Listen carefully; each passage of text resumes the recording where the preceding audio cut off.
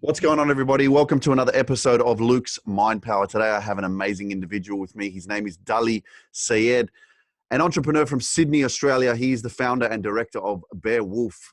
It is a men's aesthetic clinic in Fairfield and Belfield, two suburbs in which I know very, very well in Sydney, Australia.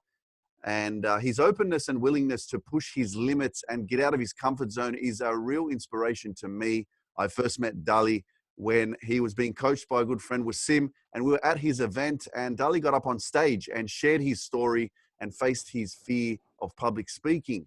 I've been blessed to experience his presence and time within his men's clinic, and the results are incredible. He's confident yet very transparent, and I'm sure you will agree. So, ladies and gentlemen, please help me in welcoming Dully. Yo, yo. What's going on, man? Thanks for joining me. Thanks for having me, Luke.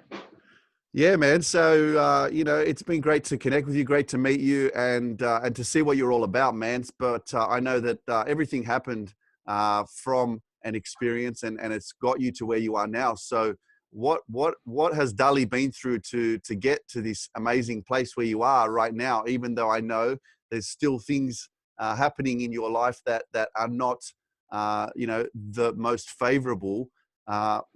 What kind of gave you that inspiration to want to help men and put yourself in this area where you're making people feel good? Firstly, it all started with myself. I was into the whole self-grooming, and I really enjoyed it.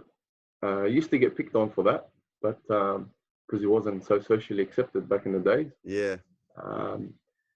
And then, I genuinely just like to help others. Like, my intention is to always, when someone is in my presence, I want them to leave in a better state of mind. And that coincided with what I do, which is grooming. And it just worked hand in hand, and it makes me feel good, first of all. And I know definitely it makes others feel good. So it was a win-win. Yeah, absolutely, man. So I, as I mentioned, been very blessed to experience what it is like to come into Bear Wolf, and I absolutely love the layout, the fit out, the service, everything about. Absolutely, man, and that's what it is. That's what it is. It's very boss-like, and it's exactly what I believe a men's clinic should be like, So it was really, really. It was interesting. I've never been to a place like that before. And where did that kind of inspiration come from, especially the whole branding and the wolf branding? How did you come up with that? Just wanted to be bold, make a statement. All the clinics around are just, medically based, standardized names. And we just, at the time, my advisor and my accountant at the time was sitting down flicking through different options and names, and had the idea, but the name wasn't solidified yet. And at the time we tossed around different names, and that was the one that was just like, wow, okay, this is it. Bear Wolf, what a statement. It just says what it is, and it's just very masculine. Yeah. And the actual how did you come up with the logo? Because the logo I love it. The logo, honestly, the logo was just a vision. I just knew what I wanted, and it just happened. Like, I just saw that vision, and I just literally, that's all it was. I just saw the vision, and I was like, that's what I want. Yeah, I didn't know what it was. I didn't know what it was, to be honest. But I just said, that's what an aesthetical wolf, because it coincides with what we do.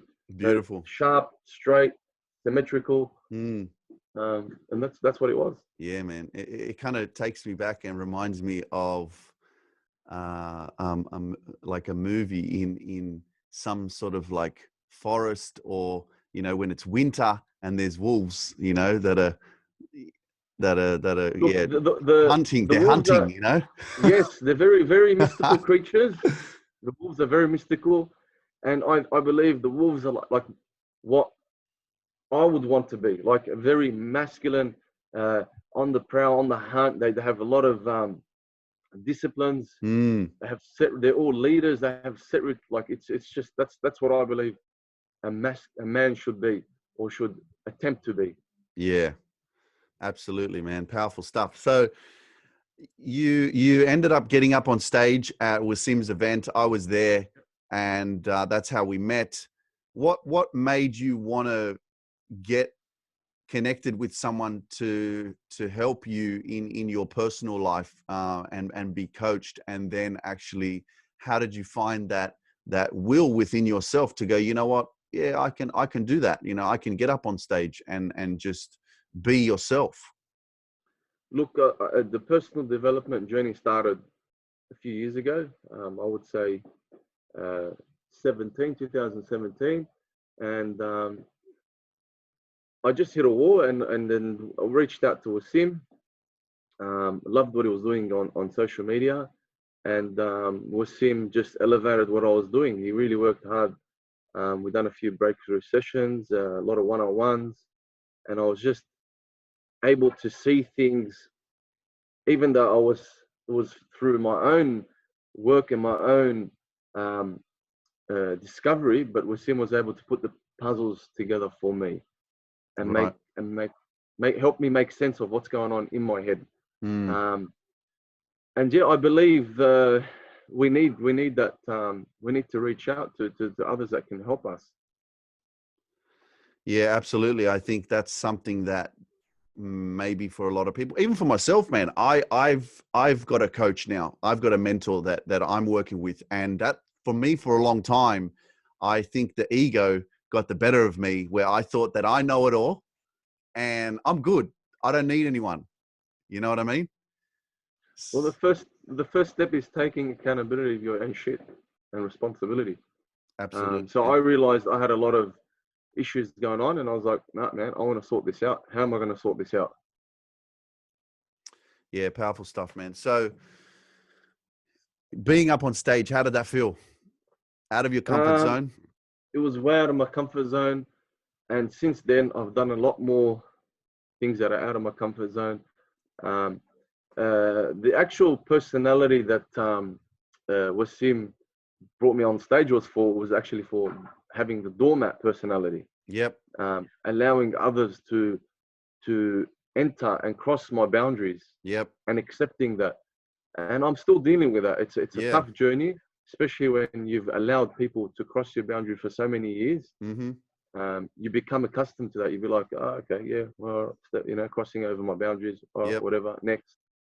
But it hurts. I found that I would rather hurt myself than hurt others, even though I know they're hurting me. Yep. So it was just time to like stuff that. Yeah. Yeah. I have to draw that line, and just stand up, man up, and take it, take it by the throat and say, no, I'm not accepting anyone crossing my boundaries anymore. Yeah. Yeah, bro. You know what, man? I'm dealing with that right now, and I'm still learning and understanding how to communicate that, even to my family. That's a challenge, you So know. am I, still dealing with it day to Yeah, day. yeah, and it's something that, again, like you mentioned, repetition is the mother of skill, and it's with other And things failure, as yeah. Look, it's either some or. if you want to, if you keep doing the wrong thing over and over again, then you're going to get really good at it. 100%. I know, first-hand experience. You know what I mean? So, but if you practice healthy boundaries and you know, being able to be strong and bold with that, then you're basically standing your ground, and you're really showing people who you are, and that you have respect and self-love for yourself. Yeah, and it all stems back from childhood and confidence as well. Like if you haven't got the confidence, then you allow people to cross your boundaries. If you don't, especially from your childhood, as we've spoken before, it all Yeah, stems from there. absolutely, man. Big time. So what is it exactly that has been the most challenging thing for you, besides, the lack of confidence, or, not setting healthy boundaries and stuff like that? What is it in your life that really has kind of put you where you are now, and taught you a lot? What's that pain point for you? Look, against self-doubt, and currently going through what I'm going through at the moment. I'm going through a divorce. Um, been in a relationship for 10 years, have 3 kids. So it's very, very tough, especially with the whole COVID situation and our business being shut down. So for a good 12 weeks, I was in a very dark place, very, Mm, very dark place. And just having to really understand who I am, what I want, reinvent myself, even though I'm still learning what it is. mm, It's a journey. It's an ongoing process. mm-hmm, mm-hmm. Yeah, well, you know what? I want to acknowledge you for being able to be this vulnerable and transparent. Just to even say, you know, that you're going through a divorce, that you know you're going through a really challenging time. Yet you have to still. This is where you really grow as an individual, where you Mm. have to actually manage your businesses that you're still running. Yet You got to show up, you got to, still be a yeah, leader. yeah, I've got a team, yeah. and they see, you fluctuating up and down, and it's torturous for myself, because it's like there's those just battling with myself. I've got to be this, I've got to be that, but then I've got so much to do is right in front of me. Yeah, man, this is where you build emotional intelligence, because it's very easy for you to just shut down and say, I can't deal with this right now. And Many times I have those thoughts. yeah, it's a battle, man. You know, Mm. I mean, I remember when I was getting married back in 2012, and Oh well. after after putting in so much energy and time and money and belief to make this moment happen. And a week before the wedding, you know, she canceled it because she just wasn't ready. She wasn't feeling it, and it ripped my heart out of my body. Like literally, Mm. it broke me. And that the weakness that I had of that emotion, where I could not sleep, I could not go to work, I could Yeah. not function. I could not function because I Yep. was so distraught. I was Yep. in so much pain, you know. So I know what it feels like, and so yeah, I'm acknowledging you, man, for being able to continue to show up and do everything that you're doing, because you know what, this is where we sometimes forget about what we are actually doing and how we are managing everything, even with my life right now and how busy I am with my business, my company, my brand, and the work that I do on all my social media platforms, and my coaching. Is you have to humble yourself and step back and go, man, I'm doing a lot and I'm proud of myself and I'm Mm. okay. I'm going to keep going, you Yeah. know? Sometimes we forget what we've accomplished, and the confusion and the cluster and the cloudiness in the mind also doesn't serve you Yeah, very well either. absolutely, man. So how hard is it? How does it feel to be separated now from your children? Because that's something that you grow an attachment to, and you know, it's been quite a while now. So how do you deal with that? It's very painful, to be honest. I was a very hands-on father. Um, it's a painful experience, and it's something I'm starting to learn how to deal with and juggle. Mm, I still see the kids, not as often as I'd like to. mm-hmm, mm-hmm, Um, but yeah, it's just a balancing act. mm, Um, it's difficult. It's not easy, yeah, but we just keep pumping through. And yeah, yeah. I believe it's the quality time you spend with the kids. And if I'm aligned with my mission and my purpose, and I'm ticking all those boxes, then I can give my kids my all. But if I'm clouded, distracted, in that emotional pain, then I'm just going to be a physical figure there for them. Mm, I'm not going to be fully available for them. So there's a lot of work for me to do personally, for me then to be and give my kids my all. yeah. And do you think that that is something that you learnt this because you didn't kind of get that attention and that love and that support and uh, you know, that from your parents, or Look, I grew up in a broken home as well.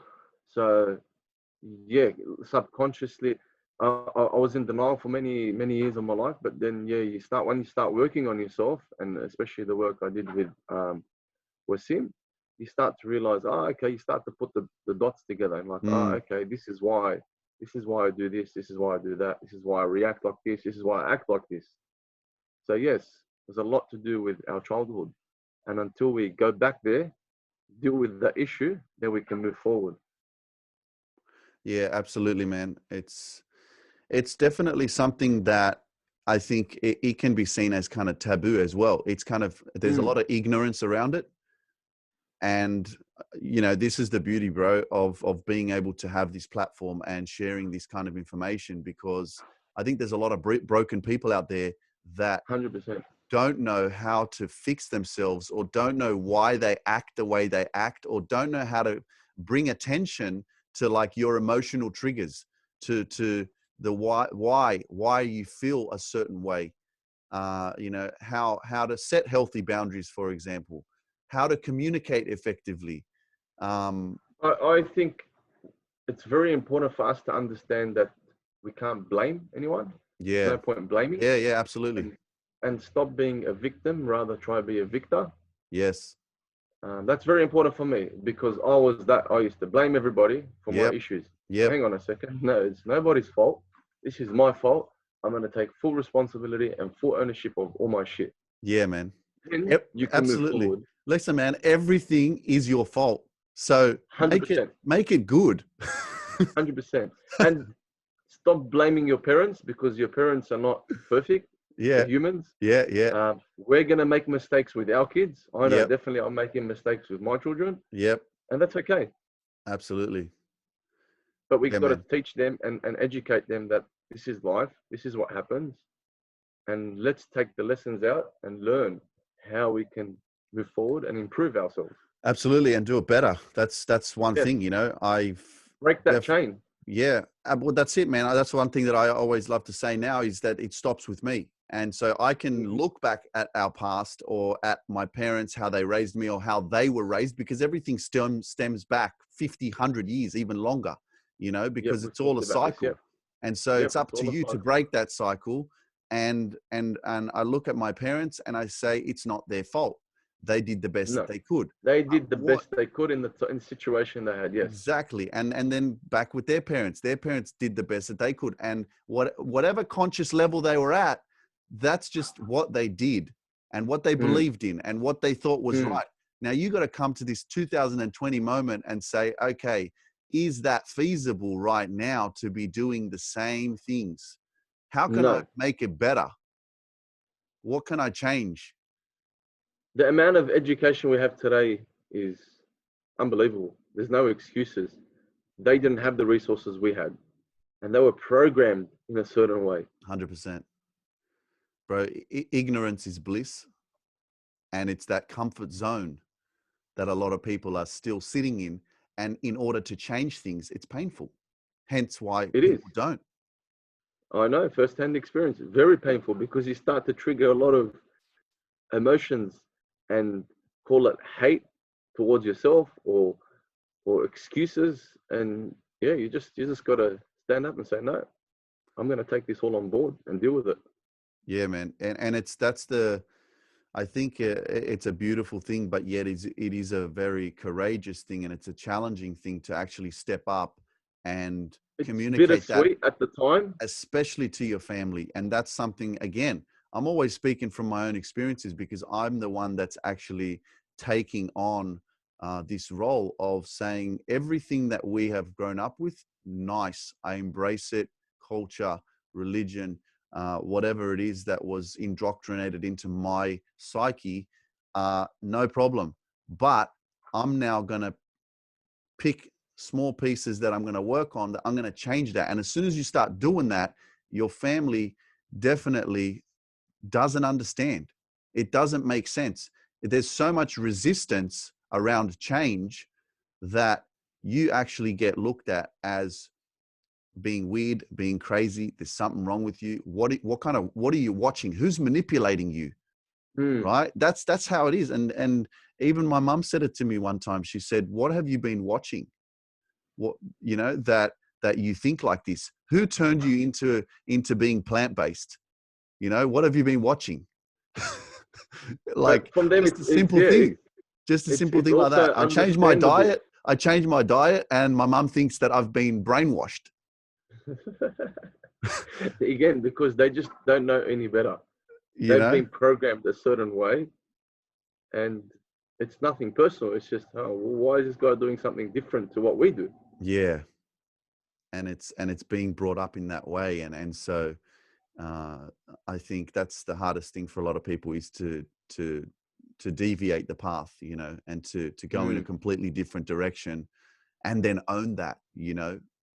So the more you do that, though, eventually, I truly believe it, because, you know, I've seen it with my own experiences with friends and stuff like that, that at the beginning of your journey where you start to kind of wake up and go, hang on a second, this is not the right way.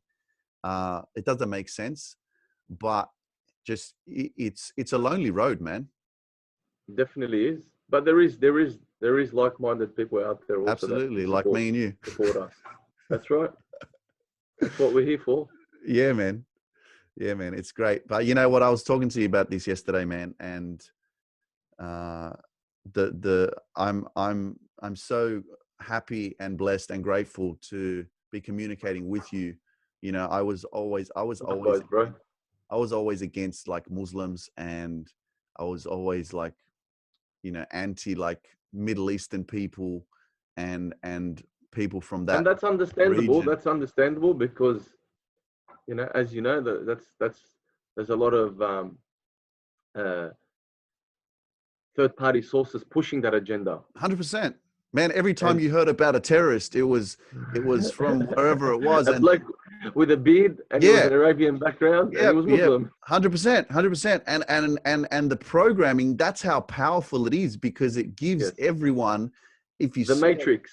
man, you see a woman walking down the street with a scarf on, um, or a hijab, and automatically you have a negative approach, or negative. Your mind just Correct. switches, and you think terrorist, or you think, you know, yuck, or that's disgusting, or negative, right? And where did But that on the come other from? side of the spectrum, we also have that issue as well. Muslim community also have that. There's a sector in our community that has that hatred. We've also been brainwashed to hate the other side. So Really? playing on both sides, yeah, Yeah. See, and that's I think about that now, and it's incredible how the media and the TV programs you to think a certain way. hey brother, divide and conquer.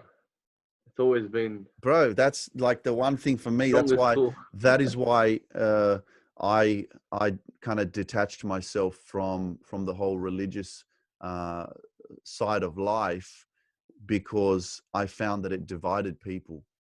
And that's the one thing that I despise, is the division of humanity. And you know, we're all here with a purpose. We're all here with you know, an intention to live a fruitful life and to be prosperous and abundant, you know. And man, to be connected with you, and there's no fear, there's no bullshit, you know, like it's such a shame that there are still people out there with living in this kind of ignorance and judgmental persona. And it's always going to be the case. It always has been the case. Yeah. So yeah, man, it's beautiful. I love it. You know, I love it. I love, again, this is about pushing boundaries and changing the game. Because deep down, bro, there's some people out there, they can talk to you nice and sweet, but deep down, they despise you because of your heritage. They despise you because of the way you look, 100%. right? But face value, it comes out like, oh yeah, mate, no worries. Yeah, great, great. But really, they're like fucking libo, 100%. right? Experienced it firsthand. And that has to, like, that has to stop, bro. Like, they got no idea what the hell they're doing. That's just a closed mind and pure ignorance. 100%. Do And you? again, like I said in the part, just earlier, it happens on both sides. Yeah, for sure, for sure. So it's Both sides. the ethnic side is kind of looking at the Western side and And saying, saying, you know, Yeah, well, again, the people are not helping it if they continue it. Correct. Which is what I believe needs to stop. At the end of the day, we're all humans, and we should, unite on at least one agenda, which is peace and Mm, love, mm, and absolutely, forget man. the rest. Yeah, What yeah, you do in your personal space, and that's up to you. But me and you, peace and love. We connect on absolutely. those two things. Man, everyone wants to change the world, but no one wants to change themselves, All starts within. you know? And again, I think that this just shows how disconnected people are from their inner self, from their own spirit, from their own energy, right? We've become very mechanical Yeah. as humans, Mm, yeah, and yeah, I understand that because that was me as well. Starting to unblock those mechanisms and trying to say come back internal yeah, and understanding me, you inside, then to be able then to give from the heart and absolutely, serve man. others. So you mentioned a lot that you deal with self-doubt. Yeah, What does that look like for you, and how are you overcoming that? just not thinking always that I'm not worthy. Um, Having doubt about the things I say and do.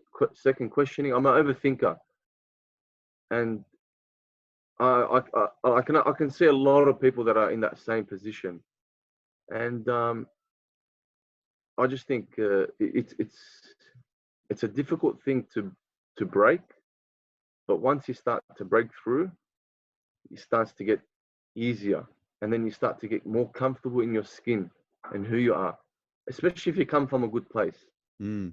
which is what you're trying to achieve, coming from a good place, being pure, and leading from your heart. Yeah, man. Let your heart guide you, not your ego. Mm. And then, like ego is a big thing. I'll talk about ego in our culture, but again, it's a broad thing. It's in all cultures, Mm. masculine cultures, Yeah, or leading from our ego. Masculine's got to be tough, toughen up, no emotions, um, putting it over someone else. But that's not right. That's not right because it's actually hurting yourself. yeah. Because look, I got to take it back to the culture, especially like the Lebanese, right? When I was growing up, I grew up in Lakemba, so I was around heaps of Lebos, and so Mm. I have to say from firsthand, I'm a very introverted, sensitive bloke. I have to tell you, Same. I'm not the guy that stood up, even though I had one fight when I was at school.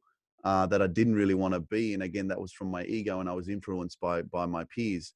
But I did see a lot of ego from the Lebanese boys. That That's it that. was part of our culture. It's how Yeah, we were raised. yeah, You got to be a man. You got to be yep, a staunch. You can't. yep. But rather from leading from the heart, we're leading from the ego. Mm, yeah. So I think that's definitely something that I experienced, Hmm. and that could have also given me the wrong perception of even just understanding your culture. You know? But again, it stems back from, in my personal belief, stems back from the parents, Yeah, and the parents coming from civil war yeah. and Hundred civil percent, unrest hundred and percent. poverty. Yep. And most of the Lebanese people that migrated to Australia, especially to Sydney, were villagers. Yeah. So I know from my mother, for example, my mother, her education stopped in year two Mm, and come out to Australia. No education. She stopped school in year two. So yeah. do you see where that's going? And all these Absolutely. people came, and then they started raising kids with no education, Yeah. with war-torn beliefs, Yep. and in defense mode. Mm. And the thing is, a lot of people are still actually living with that trauma. They're still 100%. still living with everything that they experienced overseas, and they're bringing it here, and it's kind of just unconscious, uh, continuous indoctrination into the next person, into the next person, into the next child. You know? Like we couldn't understand what they went through. Like stories my mom would tell me. She was sitting at, in the house when they were kids, and they'll be fighter jets flying on top of them, dropping bombs, Mm. not knowing if those bombs are going to bomb their house. Yeah. So can you imagine living in that fear?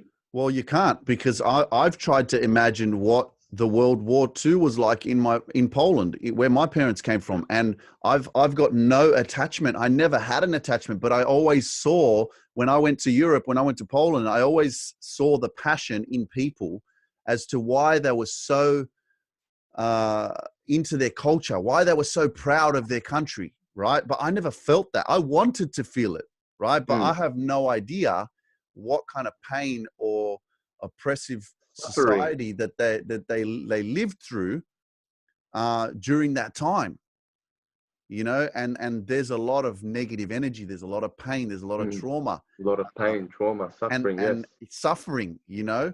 And so I have no idea what that was like and what people went through, but my parents Yeah. do, my parents do, you know. You know, hats off to them though. They're still resilient. They still live on. There's still, you know, some sort of positivity that's come out of it. So that's what I believe. Yeah, absolutely.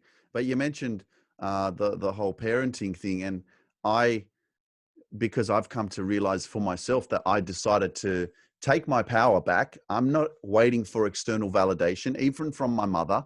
I don't, because I realized that I was being triggered emotionally when I moved back with my parents, and I was having these conversations with my parents where I was feeling uneasy.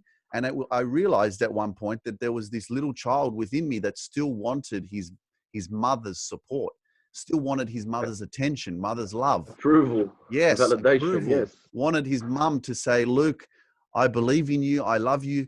Go and do whatever makes you happy." And I was waiting for that. I wanted that so bad, right? And so I had to actually come to this realization where, Luke, you need to take control. You need to take your power back, and you need to validate yourself, right? And you're not going to 100%. wait around for anyone to tell you that you're good enough. And so, you know, talking about parenting, there is no there's no, like, you should have to do a course before you become a parent. I agree. Actually, because having three of my own, it's like You it's just got, like, people are it's having just kids and they don't even know anything about being a parent and what it actually means and how important it is to I give. was a father at 22, mate. You're just blindsided. You don't know what you're doing. You're just guessing it as you go on. But that's a culturally accepted Yep. act, you know, just to, let's have kids and bring them into the world and it's all good, right? But how much attention and love and affection and awareness you have to give to that individual, right? And I know that because of my own personal experience, because I didn't get that. And that's the reason why I am the way that I am. But again, I'm not despising it. I'm not saying it's negative, simply because I'm aware of it now, and my parents did the best that they could. But now, again, like we say, it stops with me, but I'm going to change the game forward moving, That's it. That's what we got to do. That's on us. you know? Because if you go into that and you say, you know, before anyone has a child, they need to go through a course so that they can understand the importance of the amount of attention and love that you have to provide to this child, you know. And look, I believe that. bro, society doesn't allow us to actually make that feasible because of how expensive it is to live, especially in Sydney.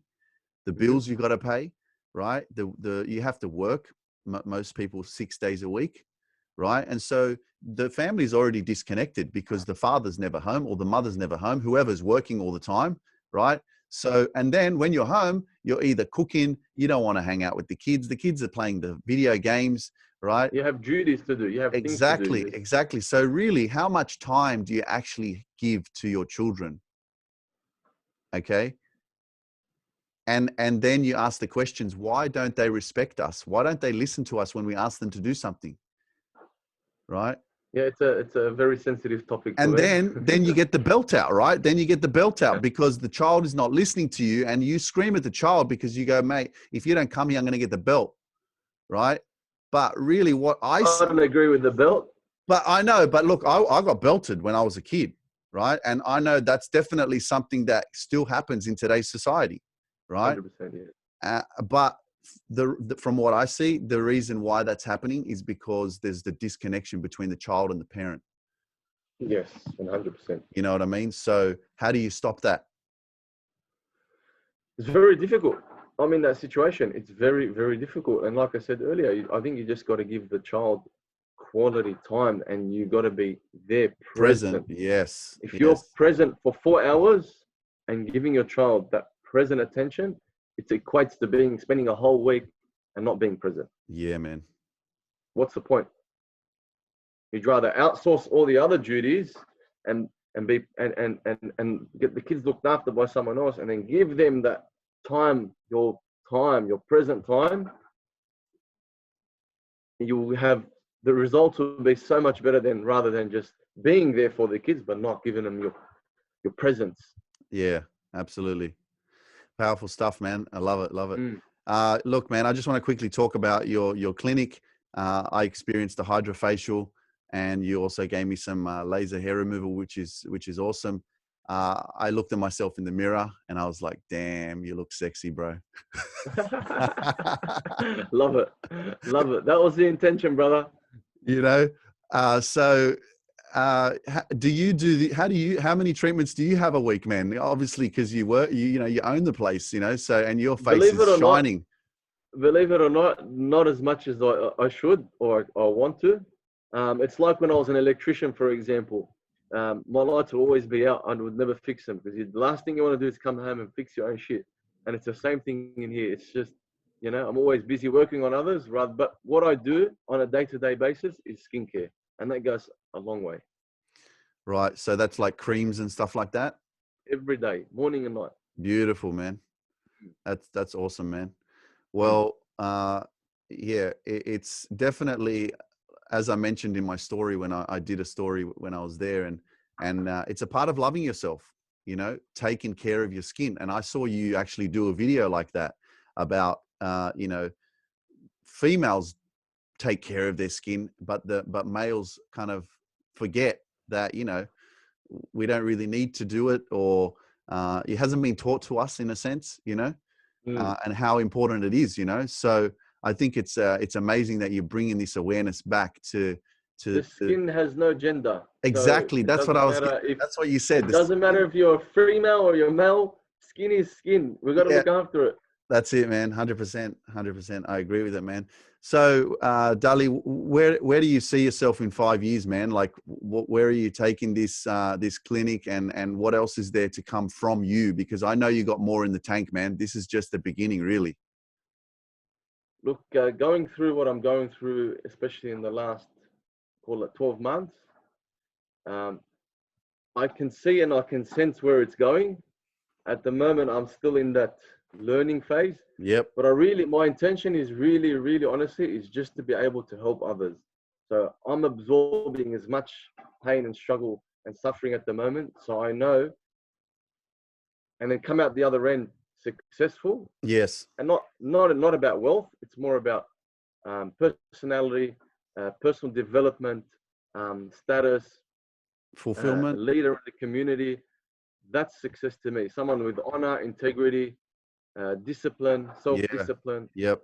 and then be able to help others. So being able to be an inspirational speaker or motivator. Beautiful. And the second business that I've got in the shadow, which is Men's Institute, and specifically for men, because I don't think there's a platform specifically helping men, and then even more specifically to the Middle Eastern community. I think we Sure. need a lot of help, Yeah. because there's a lot of misguidance.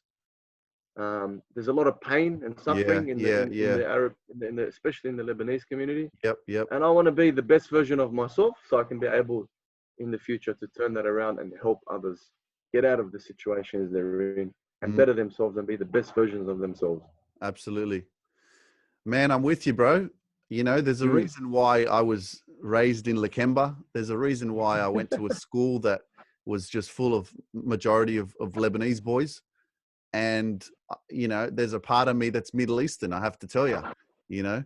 So I'm excited for you, man. I really see big things for you. And I know that we're going to look back at this interview, mark my words, bro, in a couple of years. And you're going to look back and go, wow, man, you know, you were right. And I'm just saying this because I'm prophesizing right? From the energy from the universe, from God, saying that, this is where you are going through these experiences in your life because you're going to change a lot of lives in the future. And the God and the universe is putting you through this pain and through this 100%. experience so that you can then shine and show up, bro, to the world fully.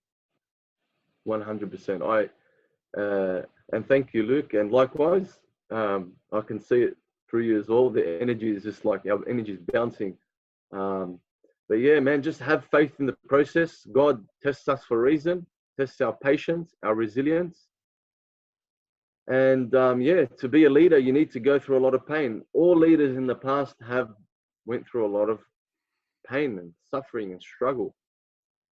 I agree. And that's what it is. I'm embracing it. I've accepted it, and I'm like, bring it on. What's next? Yeah. What am I going to you know learn? what? But the most, I think one of the most important things is to not suppress it and push it away. Don't try to hide from your emotions and your pain. Actually feel it and let it be. Be present with it. Try to learn from it. Pain is your biggest teacher.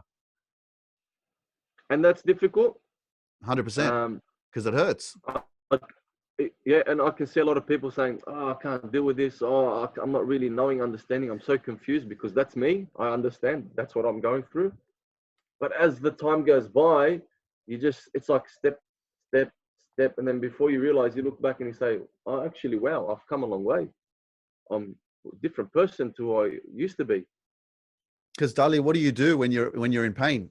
You drink alcohol, you take drugs, you go to strip clubs, you go to place, you try to feed your ego with things that will make you feel better, right? Correct. And society pushes that too. I'll probably get attacked for this, but governments also push for these agendas. Gambling. Like every corner is a pub. Every corner is a pub. Yeah. Can't believe it. There's more bloody poker machines in Sydney than there is property. Yeah, bro, but that's how they keep you on a low vibration. Those vibrations. Walk into a pub and see those vibrations, man. It just breaks your heart. And I've been there. Like, yeah, I know, man. I used to gamble. I used to gamble my money every weekend. I was in debt for 10 years, man. So I know the feeling. I've been there, man. Dully, it's been an amazing conversation, bro. I really appreciate your time. It's been great to connect with you, learn from you, and share this space with you, man.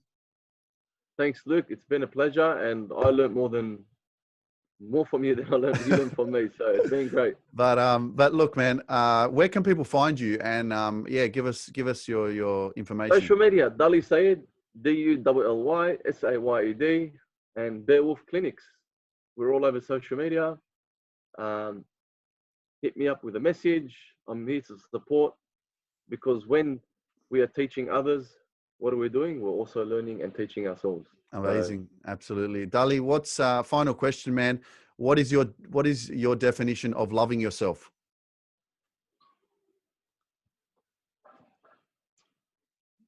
Being able to be comfortable with who you are. Amazing, bro. Thanks for your time, man. Thank you, Luke, and talk soon, and love you all. Peace, and have a great life.